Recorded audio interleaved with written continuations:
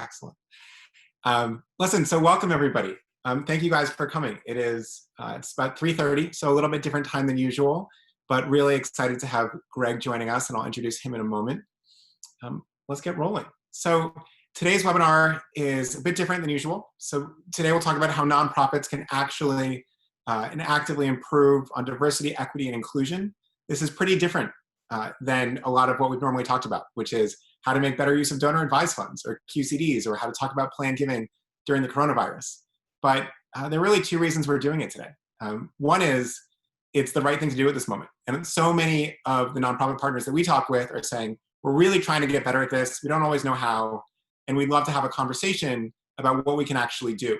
The second is that if you purely selfishly just want to be an excellent team, the science shows that diverse teams actually function with significantly better results. So you can take these two things and they go hand in hand. One is we have a moral obligation to be welcoming and inclusive and to make sure that folks can rise in our organizations.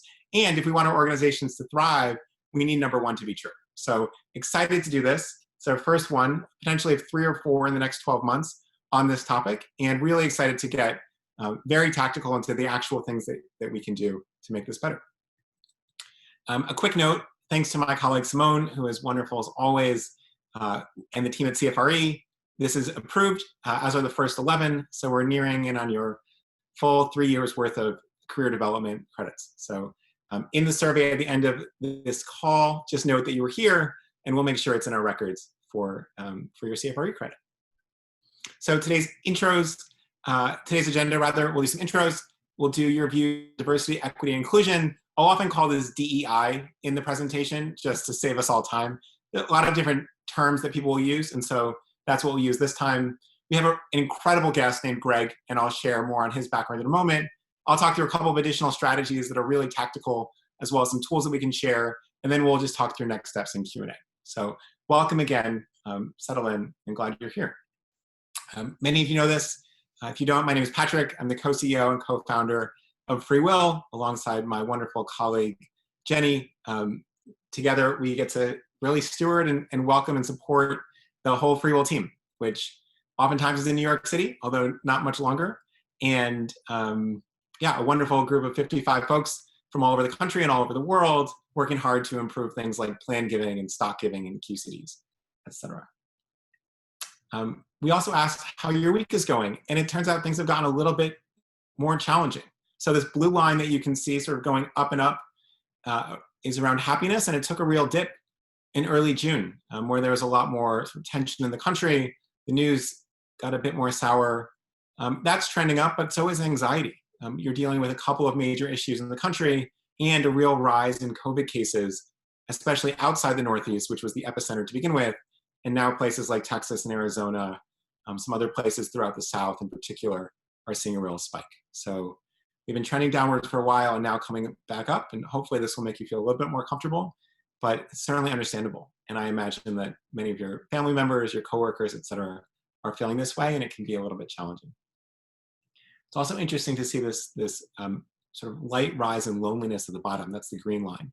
And so hopefully being here today makes you feel a little bit better if you're in that category. We also asked folks what they're worried about, and a couple of things. You're watching hitting goals becoming an increasingly lower worry. People are actually more confident in their ability as we trudge forward together, but health and safety of donors and of coworkers is on the rise as cases become more real in a lot of places and not just centered in New York City. All right, so thank you all for sharing that. And I wanted to share some of your perspectives on how your own organizations are doing at diversity, equity, and inclusion. So first, we said, okay, is your organization committed to doing this well? And across the board, it's pretty strong. Almost 45% say strongly agree, about 31% say agree, small percentage are neutral, and some people somewhat disagree. So you'll see that in the top right, this average score is a good, clear weighting of how we're doing, and you'll be able to compare some of these other questions. So this is a 4.1. Now, this starts to shift a little bit. So leadership in my organization shows that DEI are important through its actions. Well, even though there's a commitment, this starts to drift down a little bit to 3.9. And it may be that some leaders don't really know what to do, even though they're committed to the idea of it in itself. So hopefully this will be helpful. The fact that organizations making progress is even lower than people demonstrating results. So we have this disconnect here of people want to be doing things, they may or may not be doing them, and those things may or may not be working. So you can see a slow drift here to 3.6.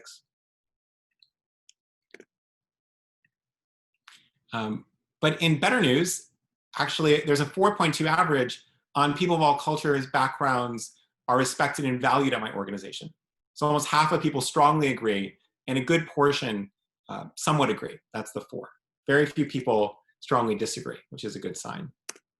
My organization publicly communicates information about its diversity goals, much lower. So 3.3, and some, especially corporations, choose to do this, where they'll, especially in the tech world, we see this a lot at places like Facebook and Airbnb. It's a little bit more forward thinking on diversity than other parts of the corporate world, although not necessarily more diverse. So it's interesting to see those two in tension. And you see,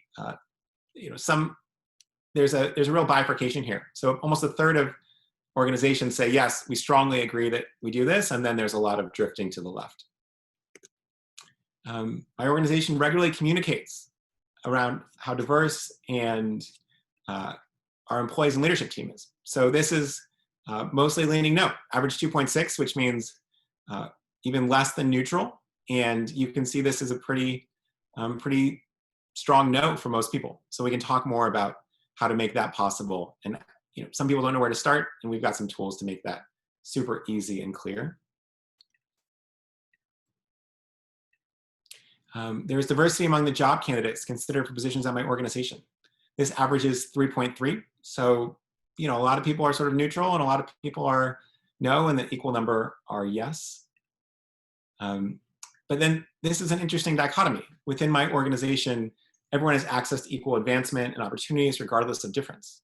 So what we're seeing here, we'll come back to this in a moment, is this divide between people are struggling at the diversity part, which is who's coming into the organization, but at least in the reporting are actually doing okay at the inclusion perspective, who's feeling welcomed once they're there. And so that's a tension itself.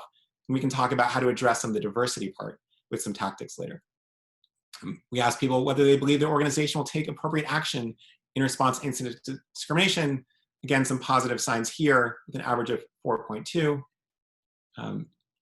What we asked about training, an average of 3.7. A lot of people here are in the 4 category, which I think feels a little bit like we do it, but it's not great, which I think is a pretty constant refrain in a lot of organizations. And so we're lucky to have Greg here to talk about how to make this actually excellent. Another question, do you think I belong at this? And again, you have a pretty strong lean towards either strongly agree or somewhat agree. And perspectives like mine are included, very similar. So for the most part, people agree here. Some folks are sort of neutral, and then there's just a few outliers on the other side. All right, so that's how you all have self-analyzed on how we're doing. And but what do we do about it? Especially moving some of these diversity numbers and wondering about what our role in the world is beyond merely the people that we're hiring, retaining, promoting, et cetera. So I don't have many answers for you, but which is really why we have Greg here. So I'm really excited to introduce Greg Reynolds. Greg is one of the top experts in the country on diversity, equity, and inclusion. He's the CEO of 2 companies. And as the CEO of one company, it's really hard to be the CEO of one company. So incredible effort from him. He runs Hadley-Reynolds, which is a search firm and a consultancy focused on diversity and inclusion, et cetera. And then he's the CEO and co-founder of g-dii, which I'll let him share a little bit more about, but it's on the cutting edge of analytics and neuroscience around diversity and inclusion. He's a proud graduate of Hampton University. He was on the board of GLAAD. He's done some great work with ARP. So he's really familiar with the nonprofit space, as well as having a lens across the corporate world and many other organizations so that we can bring in best practices from outside the nonprofit world to help you all. So Greg, welcome. If you want to turn video on, we'd love to get rolling together. So Greg, great choice in color. Will you share where you're calling in from to make us all a little bit jealous? Today I'm calling in from Miami. Amazing. Yes, Miami, Florida. Nice sunny day. What a beautiful day back there. Before we get started on all of this, just what's one thing that's bringing you joy? We heard from a lot of different folks about what's making their week a little bit better. So behind me, I have my new Persian lime tree. Wow. And during this period of COVID, to have something that's actually bringing life, and that every morning you can kind of take care of it, you can look and see the buds coming and the new limes, just gives a little bit of hope.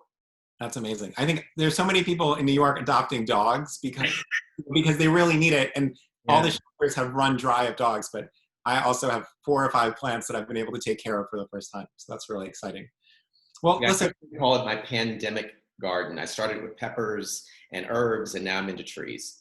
That's amazing. And actually, when we go week by week and people introducing themselves and sharing, so many people are growing new things for the first time or tending to their garden, and the ability to hop off of work for 5 minutes and go out and walk through the garden is such a source of peace and the joy that comes with that.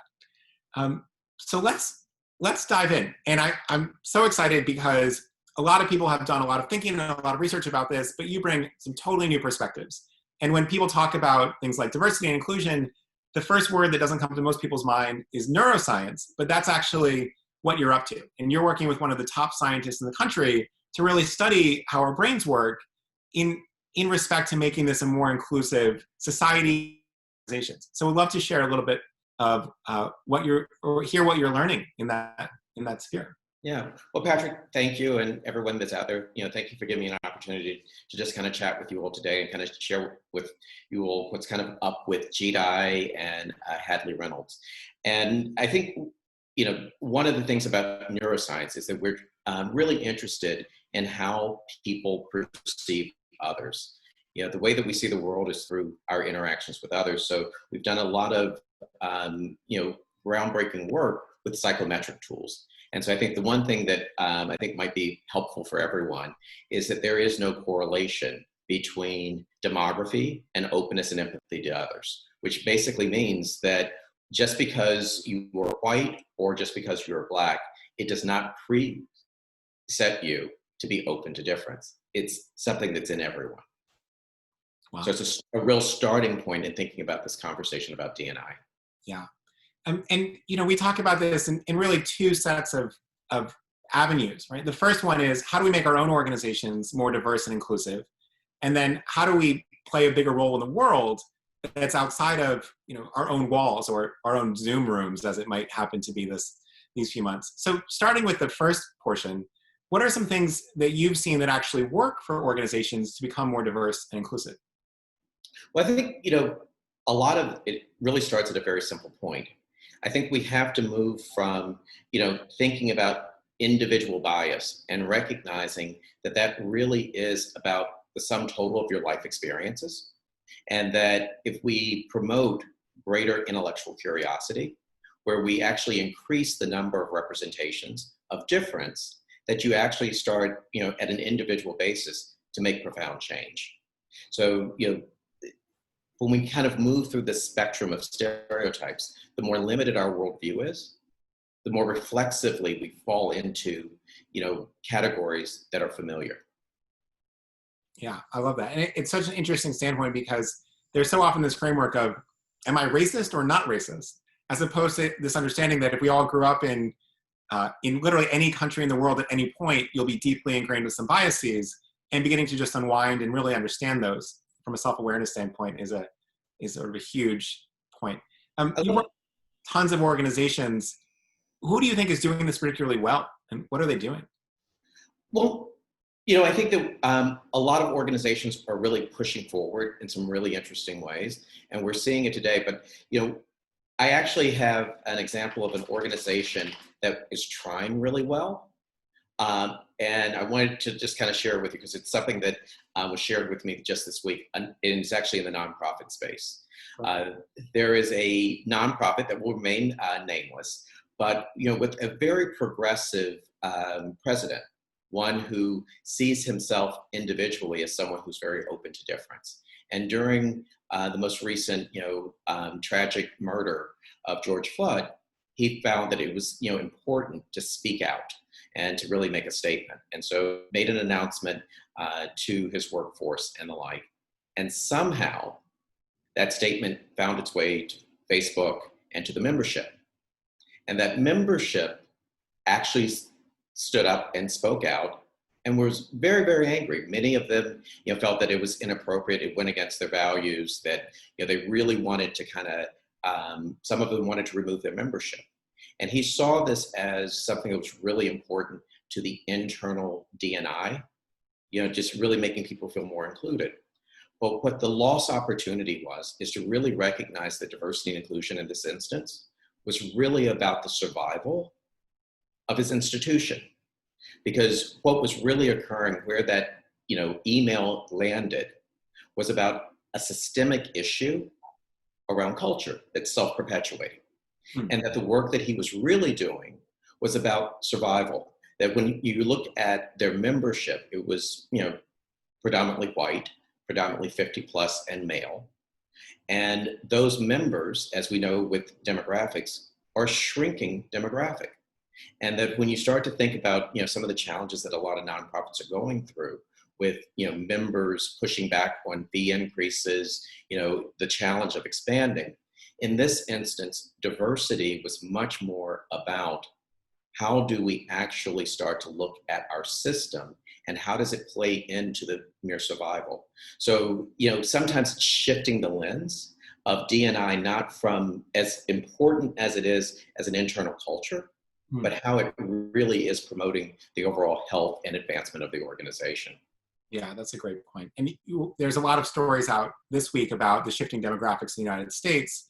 And it is the case that many organizations, if not the majority of them, that donor base that you described, which tends to be potentially a little bit more gender balanced, but certainly older and whiter, is not necessarily the full future of America.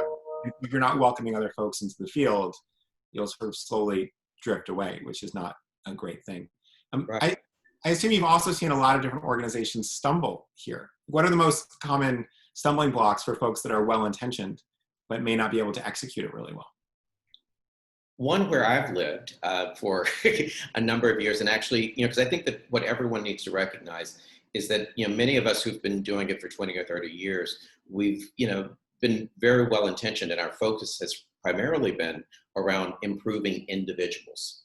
And individual, development is actually one of our challenges. And I think one of the opportunities that just occurred is that there has been a global awakening. And that global awakening has really kind of said that it's not only organizations' responsibilities to, kind of improve and increase diversity and inclusion, it's all of our responsibilities. So I think the move that we're seeing and what we're really championing at Hadley-Reynolds and g-dii is moving individuals to members of groups and organizations and looking at that sharedness and how, as a group with your co-workers, finding how you are more similar than you are different, and then seeing shorter bursts of difference in these dimensions that matter. Because really, when we think about the hard work that needs to be done, it's about collective action. And so I think in some ways you probably hear a theme in what I'm getting at, that as much as, we find it kind of really important about the individual, when they're really hard problems, it really is a group activity. And what I'm, pleased with some of the data that you're showing is that, here are some groups that are pretty cohesive, that once they're in, and sometimes it feels when you're having these conversations, that there are these real valleys between your perspective and the other.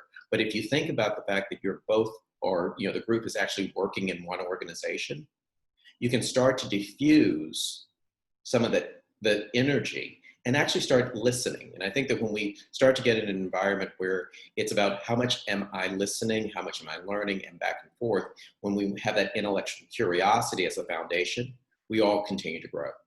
Yeah, I love the idea of intellectual curiosity, and a lot of people are concerned about even how to start these conversations. Do you have any tips for people who just want to be better listeners but may not know how to initiate either an organization or a team-wide conversation at these moments?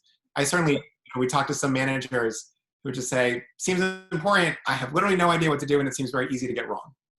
So first, there are, a lot of great books. There's great training out there.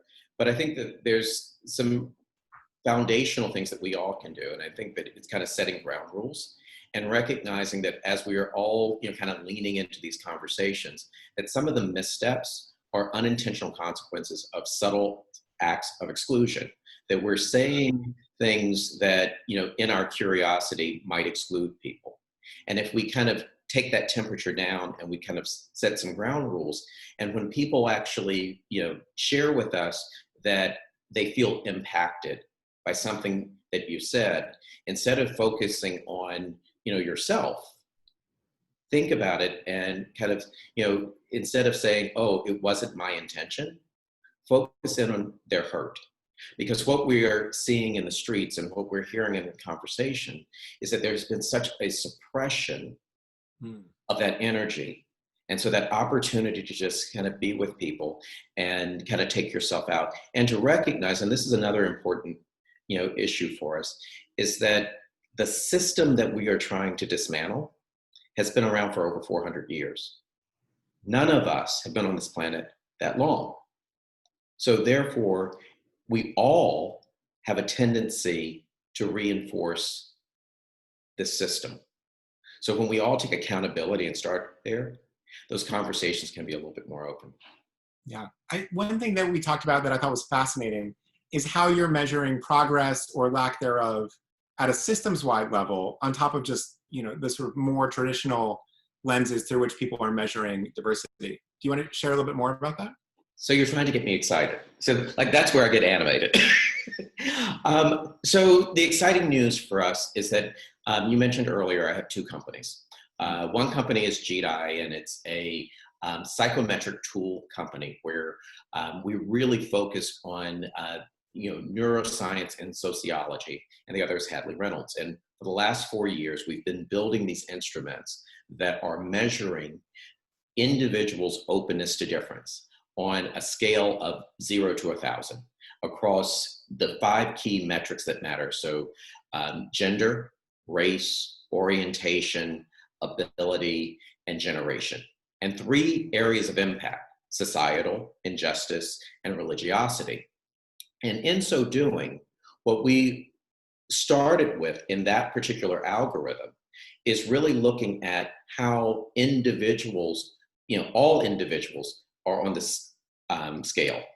But at Hadley-Reynolds, we created a new bespoke algorithm that really thought about, this moment in time, that it's about this system that we need to dismantle. That's why people were out in the street, not just in organizations. So what we ended up doing was taking all of this data and figuring out how could we weight it that would mirror birthright privilege, so that we could start to see the world by those that are born with a birthright. But then by using this, it creates a new center.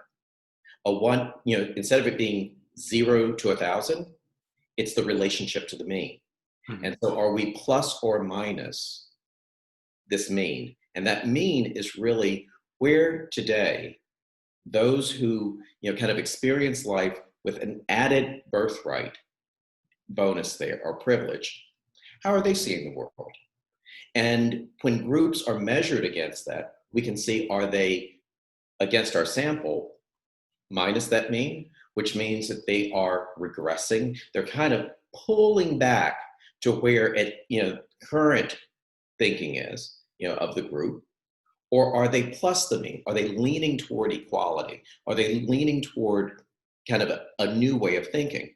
And the exciting part, when we start to get into organizations, is that when you start to segment this data into groups, and you start to look at those groups that are around membership or around product design or innovation, if you don't see those groups at plus the mean, you can probably look at metrics of performance and start to see that they're underperforming.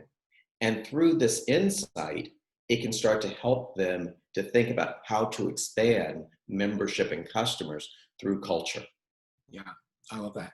And one of the things we've seen across organizations is the folks that are more curious and really build that intellectual muscle of curiosity and openness are just advantaged in virtually every portion of their work, and on top of being sort of generally kinder people. When you when people are trying to get the product management team or something that's scoring below, what do you recommend to managers or teammates to really move folks from below the mean to above the mean? So, and it's interesting, our evolution. When we started out, g-dii is an insight company. And so we created these great insights and, we kind of put them out there and said, they're actionable. They tell you, what you should do and how you should do it. And then we realized that people need help. So that's where Hadley-Reynolds comes in these organizations. So once you have this insight, there are, organizations that have programmatic work. So we do a wonderful series that is really kind of taking people through, not only understanding the insight, what does the insight mean to you individually? We try to help individuals kind of get out of their individual nature, because what happens in a lot of these conversations, Patrick, did you freeze on me? Okay. Nope. Yeah. What happens in these conversations is that too often people see themselves as individuals rather than members. So we take them through that, and then we look at how this group understanding occurs. But then we go through where we look at leadership and allyship, and then we take this and then we help them in product development teams in design thinking. So so you have kind of the curriculum, you have the consulting services that are accelerated by this kind of insight that kind of helps to see where are these people, not when they're outside of the workplace, but when they're centered in the workplace. What are the parts of themselves that they actually leave at home, and they choose to leave at home because the organization is a part of this kind of really strong normative condition. So that's really how we help organizations through. That's great. And one more question before we pause and then come back with more questions for the team. A lot of folks on the call here are not necessarily CEOs or managers generally. And so, you're a CEO, you actually work with a lot of C-suite folks. And so that's a different type of engagement. But if you're 10 years of experience, third rung on the ladder, how do you start bringing some of this change into your organization if you're not necessarily in charge of HR strategy or the executive director? So I think here's the key. Start to look at not what's going on inside, but look at your organization as a system. Mm-hmm. And start asking yourself, how is my organization as a system impacting the world? And in where? And so when you start to look at, say, your customers, so let's not even look internally, and say, when I look at our customers and I look at our members, and I look at any information around geographic census, do we have representation? And if we don't have representation, then think about the system, and instead of going to leadership and talking about what's going on internally, turn it and say, how are we actioning the entire organization to lean toward equality in ways? And I think that's really kind of systems thinking, the power of diversity at scale. Yeah, I think that's a great point. And actually, one question from Naomi before I let you go, and then we'll bring you back in a few minutes for questions. What are some of the, you mentioned there's a lot of great readings available. For many people, there are so many great readings available that it's hard to know where to start. So for folks that are trying to educate themselves and actually share a lot of it with their teams, what are a few things that you really recommend they read or watch or listen to as a starting point? So one, I think that a lot of the different service providers like Netflix and Amazon are curating content specifically around race. And so they're they're creating great opportunities to start to expose yourself to new content that's aggregated. Secondly, some of the books that I'm rereading or have been reading because of this moment are like White Fragility. That is a wonderful book to really kind of start the conversation and to think. I also, there's one of my favorites is Blueprint by Nicholas Christakis, which really is about really creating a better world in society and thinking about the power of community. there's a lot of great books by Dr. Jana. And so when I was speaking about subtle acts of exclusion, that's one of her books. And then she has another one that I'm kind of immersed in right now, which is looking at organizational systemic change. So, I mean, there's a wealth of them out there today that you can kind of think about. And for me, in thinking about reading, it's when you can broaden this subject and look at the intersectionality of marginalization. So instead of just specifically going to race, think about all of the different ways that this system marginalizes people. And then personally, as we look back at ourselves, see where, if we are part of some marginalized community, when we aren't being marginalized, are we marginalizing someone else? Yeah, it's a great point. And it's one of the really interesting questions because there are some aspects of diversity that are just more apparent to people, right? And usually around race and gender and things that tend to be a little bit more subtle, sometimes around age, sometimes around, a lot around appearance. There's some really fascinating research around how people of different heights are treated differently, but there's not necessarily the same sort of organization. You don't know this because we've only met on Zoom, but I'm 6'4", and I understand that the world treats me differently than if I was 5'4" in the same way. Yeah. But that can be almost overwhelming, right? That there's so many attributes to think about. What's your advice to folks who are just feeling like this seems So find a starting point, and we had to do that with g-dii. One of the things that we recognize, and you start to think about these categories, there are those visible categories of difference, which you named off, gender, and also because we use image, to actually measure the unconscious attitudes. And then there's expressed difference. So those are around ability, orientation, and alike. So as we move through those, one of the things about race is that it's a visible difference, that people don't have choice in how people understand how they identify.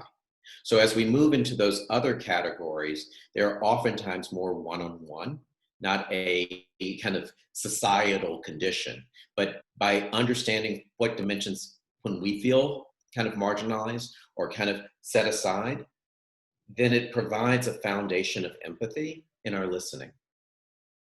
Yeah, that's great. All right, so I'm going to pause you for a moment. I actually have a big favor to ask from folks in the chat, which is once you go off video, will you type some of the authors' names and books? People are trying to scramble to write them down because they sounded really excellent. So you can enter those, and then we'll come back in about 10-ish minutes and take questions. So thank you, Greg. Okay. Excellent. I will go back to sharing my screen. So we're incredibly grateful to Greg for joining and looking forward to a few questions later. So I wanted to share a couple of the things that we're doing at FreeWill. These are 5 of 21 initiatives we're taking, and they may not all work perfectly. But I wanted to provide it as an offering for folks that are looking for some really tactical things to do. And as we continue this conversation, we'll share a little bit more about how it's going, and maybe some things don't work as well as we would have expected, but wanted to be intellectually honest about that and go through. So a couple of tactics. One is just start measuring. So, a lot of people sort of have this vague sense of a somewhat diverse organization, but actually you want to really look at numbers over time. And so beyond sort of just who is here, you want to look at things like voluntary and involuntary departures. You want to look at who's promoted, who's in leadership by things like age, race, ability, and more. And you can always start with just a few aspects and broaden it generally. And what we've actually done here is my colleague Jenny, who's my co-founder, and some of our other folks here actually put together a whole spreadsheet so that it's actually really easy to track all of this, and you'll just enter a bunch of information and then it'll do all the calculations for you. And so you can do this pretty easily. It's also the case, by the way, that if you're not the CEO or you don't have access to HR information, you could actually just start with your fundraising team and have it fill it out together. And that's an interesting way to start. So this way you can track over time, hey, how are we actually doing from a representation standpoint? And have the really hard numbers so you have this shared facts pool of information with the whole organization. And that way, instead of saying, we're not that diverse, I don't know, we've got some good folks here, you can say, great, we are exactly 14% X, or women or men are overrepresented. And actually, there are a lot of these patterns you won't have expected. And when we really dug in on the numbers, there were some things we said, okay, great, we need to do some more work here. And we were doing better than we expected in this category. So Really helpful as a start. Second, take a look at job postings. So people sort of casually put up job postings all the time. Many job postings include significantly more requirements than are actually needed for the job. And so in many cases, you don't have to hire anybody, but you're excluding folks from even applying and getting to meet those people just by creating this. There's actually some really interesting research from a gender lens, and there's some indication that this also plays a role in racial differences, but women will only often apply for roles when they meet 100% of requirements, whereas men will apply when they meet 60%. So actually, by increasing the number of requirements, you're more likely to cut more women out of the process even to begin with, instead of in creating an imbalance there. So it's just an interesting thought that there are subtle shifts that you may have no intention of creating bias in the process, but actually do based on the data that's been widely reported. So really interesting data there. You also want to do things like avoiding unnecessary jargon and acronyms, which will scare people off. So a lot of folks will be potentially very highly qualified in an adjacent field where they can bring a lot of great skills, and yet will be scared off if there's a bunch of, in the fundraising world, things like CRUTs or DAFs, et cetera. You might not necessarily need to know to start the job because you can learn on the job in the first 4 days as well. The other thing on job postings and hiring generally is that a lot of organizations, and this is even separate from just a diversity conversation, overweight experience versus aptitude, especially in junior and mid-level roles. At FreeWill, when we hire folks, for the most part, we're looking at people who are smart, tenacious, and kind, with a pretty sharp learning curve, as opposed to someone who's done exactly this job before. If someone's transitioning from exactly the same job, they may not be as ambitious, and we'd rather take someone who seems like they've been quickly rising, promoted several times, has an incredibly high aptitude, knowing that maybe not on day one, but on 2 months in or 3 months or 6 months in, they'll be actually above the other person. This actually also really expands your field of potential hires. The other thing I want to note is that a lot of people post jobs and then just let it go. And this is not a great hiring strategy overall, because there's some weight to people. A lot of the people who might be best for your job are already in another job and not actively looking. But we found that by far the most effective way to increase diversity in our applicant pool is to individually invite people to apply for roles. And we've looked at lots of other options here, and this is orders of magnitude better. And so what this looks like is go on LinkedIn and look for folks in your own industries and things that might have very similar skills, and just say, listen, we'd welcome your application. You look like you have skills 1, 2, and 3. They might be a cool part of this environment. In about an hour, you can easily invite up to 10 folks, sometimes many more as you get used to it. And you're just generating a much higher quality pool of applicants from all backgrounds with this approach over simply posting on LinkedIn or Craigslist or Indeed. A big tip for us, and so we've got a lot of folks in the nonprofit world, and we'll look at folks without traditional sales experience and say, you look like you have a lot of the same skills, come do this. And so if you're looking for major gifts, is there somebody who is in a partnerships role, who's been sort of in an account management role, in a sales role, et cetera, who has a lot of experience, high touch, building relationships, who'd make a great major gift officer, not necessarily having been a major gift officer somewhere else. So what I wanted to do is actually show you what this letter looks like, so you can just copy and paste it. For us, I would reach out to someone on LinkedIn and say, hi, I'm Patrick, I'm the co-CEO of FreeWill, hope you're well. Our team's growing pretty quickly. We're all smart, tenacious, and kind. We're raising $3 million a day for charity, which is super exciting. And I want to see if you're interested in talking about a role on our partnerships team or on our engineering team, et cetera. And so this is direct outreach, which will go to hundreds of people in a given weekend. And it results in some pretty amazing people coming to join FreeWill. Now, if you're a nonprofit, and we'll send the slides after, so you can just use this directly, we created this as another sample. So I'm the director of major giving at a local land trust. Hope you're well. We're growing our impact-driven team of 11, looking for someone who wants to help protect the environment for generations to come. I wanted to see if you'd be interested in talking about an exciting role on your development team, on our development team. So feel free to use this. It is the single best way to get more people who are high quality applying for your roles, including from diverse backgrounds, but not only so. So nobody Nothing works like a direct invitation to apply, and most people miss this when they're building their teams. All right, 4, and we've had a lot of great instances, examples from Greg in the chat. So if you haven't checked that out, do it. But one thing we do at FreeWill is there are about 9 pre-readings that people do before they join the team. So people, before their first day, they read a lot.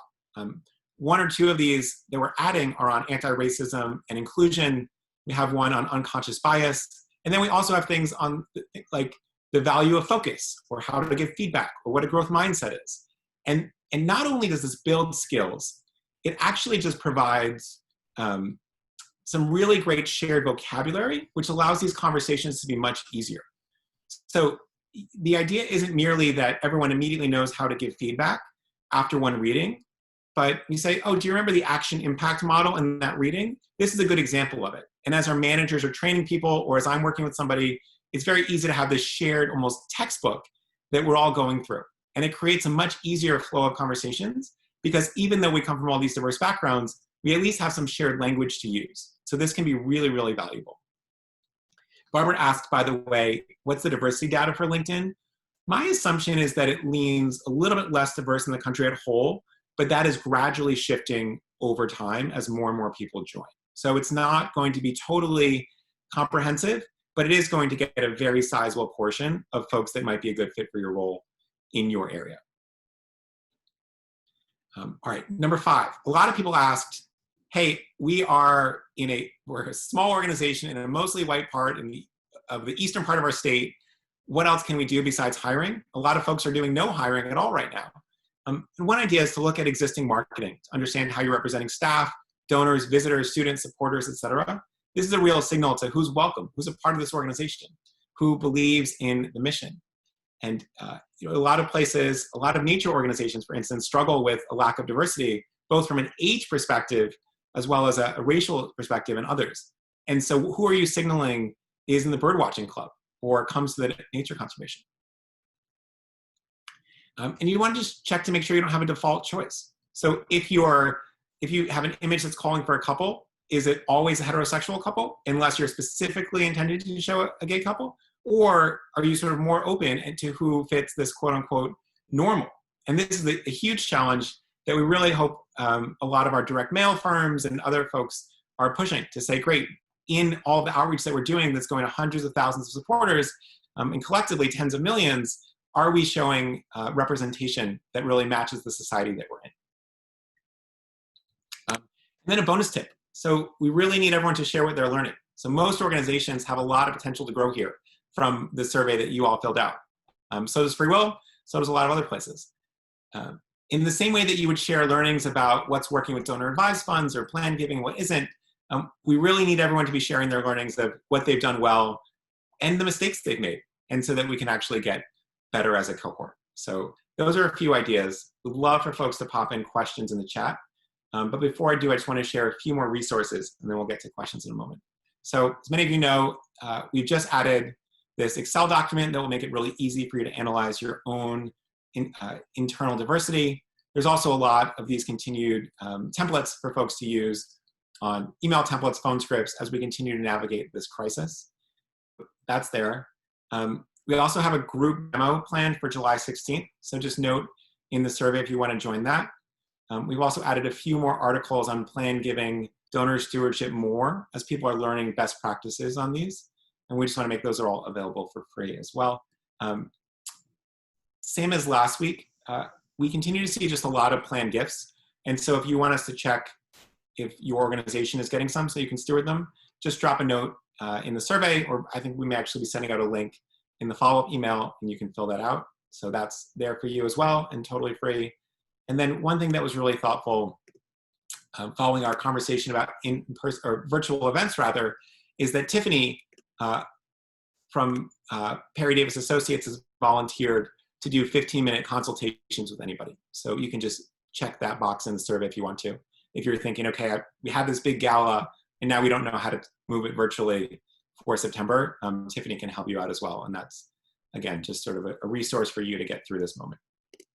So thank you so much for joining today. Please fill out the survey that Simone just dropped in the chat. but also we'd really welcome your questions. And in 2 weeks, we'll talk through how to market it to older donors in 2020. And there's so much going on in that world that's pretty tricky. So stay tuned there. And if you have any creative ideas to share, feel free to just email me and we'll work those in. So we're opening the floor for questions, and I will defer certainly many, if not most, to our expert. And Greg, if you want to rejoin, we've got a few here. Lisa asked, what do you think about a nonprofit or a company-sponsored book discussion on difficult topics? For example, around racism through the book, How to Be an Anti-Racist. That's Lisa's question. Do you find these to be productive? Are they performative? Are they super useful? What's your take on them?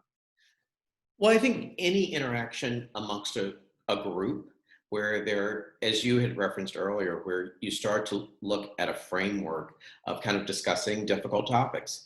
And I think sometimes it's a lot easier when you're kind of sharing a similar experience. So you're reading a book, you're kind of going through, and there's kind of an environment in which it really is about perspective.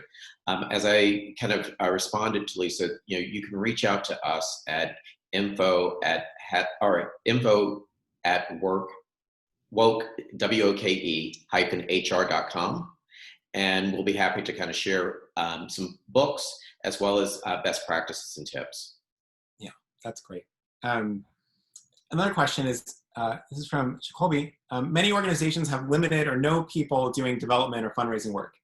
How do you see increasing diversity in the fundraising profession overall now and filling the pipeline in the future? Also, what is your philosophy to ensure those who are being served by organizations, institutions, are also represented in leadership and in various levels through the organization? So maybe I'll take the fundraising question. You can answer the second part. Look, this is a huge challenge. And when we go to fundraising conferences, it is almost like walking into a winter storm sometimes. It's one of the least, especially in plan giving where FreeWill works very closely, it's one of the least diverse professions that I've seen. And a lot of it is because it often mirrors plan giving donors who are not very diverse generally. I think this is a huge imperative to organizations that want to continue to thrive in the future. And there's really two elements of that. One is the shape of your donors and the way the demographics of your donors are going to change pretty quickly. Two is we've talked about, diverse teams just function better and have more new ideas. So the folks that lack diversity are going to fall behind. And then the third is that I think increasingly of younger generations of all races and all backgrounds are less willing to join non-diverse organizations. And so people are, the amount of people who ask FreeWill when they're coming to work and they're thinking about joining the team, what's your diversity like? What does the leadership team look like? Is this a place where women can thrive? Is this a place where underrepresented minorities can thrive? Is a ton. And it's not merely women or underrepresented minorities who are asking those questions. And so those folks that are not diversifying are going to have a real uphill climb in hiring going forward. And that's going to be really hard. Most of our organizations are only as good as our teams. And it'll be pretty tricky to know. Greg, the second part of the question, how do we ensure that organizations are represented in the people they're serving? Especially you think about community service organizations or others that are really working hand in glove in the community, but may not be representative of the folks they're serving. So I think, and kind of piggybacking on yours, one of the things I've always said is that this work starts at home. And oftentimes many people come into the workplace and they look around for diversity and inclusion. And that's the caveat, like, oh, well, what is representation? But first look in your own backyard. Think about, when you have a dinner party, when you have back in the day when we had parties in large groups, does everyone look like you? Because once you start there, it's easier to start to look at, are we representative of the communities we serve? Are those people in your life? In the workplace, oftentimes a lot of, your talent pipeline comes from internal referrals. So if you're only looking in the workplace for difference, then it's really hard to expect it in the office. And then moving even further, when we start to talk about, the power of diversity is really when you start to look at complex problems, which is mostly what knowledge workers do. So if you don't have kind of an an experience in your life around being around difference, it's a lot harder to expect it in the workplace. Yeah, that's a great point. Um,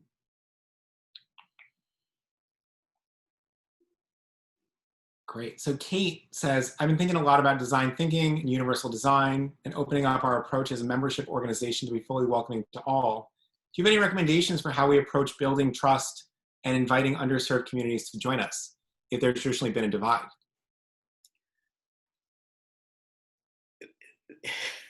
That's a, does she share what type of environment? Um, Not yet. Kate, if you want to pop into the chat or in the Q&A and note what kind of organization, Yeah. feel free to do so. So, Kathy DeWalk does a lot of great writing around growth mindset and openness.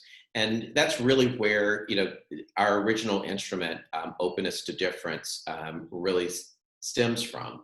And, collectively, the way that a group thinks about difference has a lot to do with it. So, I would start first with kind of identifying those populations that you perceive are underrepresented. Collectively, start to expand through different exercises and experiences, trying to kind of understand as a collective, not as any one stakeholder, that group. Because one of the challenges of individuals that fall into underrepresented categories is that they end up being the spokesperson for that category. So this is really group work. Yeah. That's a great point. And just Kate mentioned that she's at an art museum. So you can think it's an organization that certainly drifts upper class on top of not necessarily being the most diverse, period. So I think one of the great, when you start to look at those types of, and kind of tying back to nonprofits, look for strategic partnerships. Look for other organizations that you can start to think about the diversity bonus. When you look at your group as a whole, you can start to identify what is missing, but instead of looking at one, maybe look for another organization that you can bring in specifically around kind of expanding. All of this work is the great work is going to take us all, and so we need to kind of think about how we partner with other institutions and groups. One thing that, as I'm kind of saying this, oftentimes we talk about diverse candidates, and there are no diverse candidates. They're individuals who diversify groups. And when we start to really think about that, and we start to move through these conversations, we can start to think about at the group level, the institutional level, how we are bringing not just one person, but groups to diversify the institution. Yeah, I love that approach, especially as many people are doing less hiring these days. How do you partner with other organizations? And if you're an art museum in a major city, I'm sure there are some great, diverse, arts-focused organizations within 5 miles of you in one direction or another, and a really cool way to do it.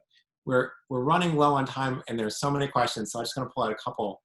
Maren asks, does Greg have recommendations for organizations who have decided to hire a director of diversity and inclusion? What is this role? Can it be successful? And what's the difference between success and failure there? Where it reports into. If it reports into human resources, it probably will not be successful. If it reports into the president or director, then that amplifies the opportunity for success. If it's, yeah, there was a little feedback, I'm sorry. It startled me. But it really is when it becomes a part of the business rather than an HR function. Oftentimes when people are getting their start in this work, they think about diversity and inclusion as a outgrowth of a talent pipeline, about recruiting, and really D&I is about the health of the entire organization. Yeah, that's a great point. You shared a while ago an organization that made some great strides in the corporate world on diversity, and a year and a half later, all of the candidates who had helped bring some of that diversity were gone because it wasn't an inclusive place. I was thinking about that when we started looking at the poll data, where actually the opposite seems to be true. That if you can, places tend to be a little bit more inclusive, but are sort of struggling with diversity in the first place. And these two have to. Yeah, and with some of the work that we've done in the not-for-profit space, it doesn't necessarily surprise me when you look at average tenure. Mhm. Because what you find is that, or in the work that we've done, so, let's just kind of say it's these snapshots, is that you see very high tenure in a lot of these institutions. So once people get in, they tend to stick and they really begin to build kind of a cohesive community. So if they are diverse, the real question is, where do they sit within the organization? What's the span of control? It's interesting that in some of the work that we've done in the not-for-profit space, it skews, more gender, the stronger gender parity than in kind of the corporate setting. So, kind of digging it sometimes into the data is really important in the not-for-profit space, because we can see that, sometimes average tenure, is like 10 plus years, 12 plus years in comparison to, other organizations where there's a lot more mobility. Yeah, it's a really interesting point where the longer the tenure, in many ways, the less it will reflect the sort of present moment, because you're really reflecting the present moment of 10, 12, 15 years ago. I mean, the US Senate is an example of this, Yeah. where the average tenure is 20 years for representing 1996 levels of awareness and diversity as opposed to 2020. Really interesting. All right. We are almost out of time. This has been incredibly helpful and really thoughtful and hopefully thought-provoking to folks. So we'd love to get to another dozen questions, but also want to get everybody back to hopefully their gardens, but more likely their meetings and other things like that. So just a huge thank you again to Greg for joining, and a huge thank you to everybody else for engaging with this. Incredibly important topic, intellectually challenging, but remarkably rewarding. So Greg, thank you. Any final words of wisdom that you want to share? Well, thank you for the opportunity. It's always a pleasure to have this conversation. It's something that I've been doing for 30 years, so it's really dear to my heart. If anyone has, any questions or wants to reach out, look for me on LinkedIn, or either, as I mentioned, reach out to our info line. I'll be glad to assist in any way I possibly can. Great. Thank you. And we'll share Greg's LinkedIn bio alongside the recording and the slides later today when we email it out, so folks can reach out to him. Highly recommend, just incredible resource here. So thank you again, and see you all in 2 weeks. Take care.